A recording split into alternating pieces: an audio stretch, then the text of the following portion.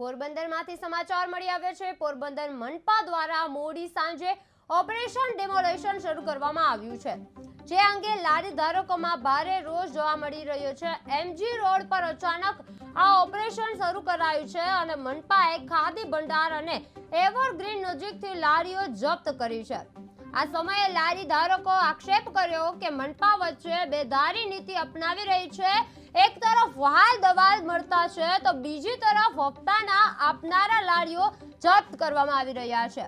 સાથે સાથે કેટલાક લારી માલિકોએ પણ આ જણાવ્યું કે તે વ્યક્તિગત રીતે એડવાન્સ ભાડા પણ ચૂકવી ચૂક્યા છે, પરંતુ તેમ છતાં પણ તેમના ધંધામાં વેડા પડ્યા છે। મનપા કર્મચારીઓની દાદાગીરી સામે ગરીબ અને મધ્યમ વર્ગના વેપારીઓનો ત્રાસ વધતો જાય છે। પોરબંદર મનપાએ મોડી રાત્રે ડિમોલેશન કર્યું છે। લારી ધારકોમાં ઓપરેશન ડિમોલેશન પર રોષ જમાયો છે। ગરીબ વેપારીઓ સામે મનપાની દાદાગીરી થઈ રહી છે। મનપાએ એવરગ્રીન અને ખાદ વિસ્તારમાં લારી જપ્ત કરી છે।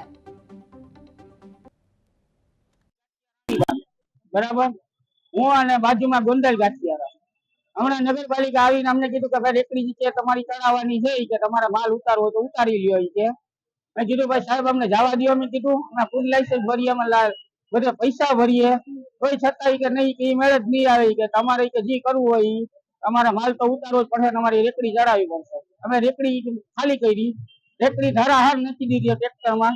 આમાં 3-4 હજાર માલ ની પથારી ભરી ગયા। આમાં માલ જોઈ આમાં રેડ ભફેડ બધું મૂકીને એ લોકો રેકડી ભરી ગયા। હવે અમારે કઈ લાઈન લેવી હોય?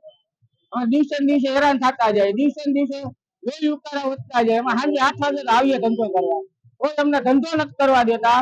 એટલે હાથમાં લાગ્યું આમ રેકડી ચડાવવામાં, શરીરમાં ડાયાબિટીસ છે, આવા પૈસા લેવા કોની પાસે લેવા? અમારા હેરાન ગતિ દિવસે દિવસે ખાવા કોના ઘરે જવું? મારી હાલત શું અટાણ?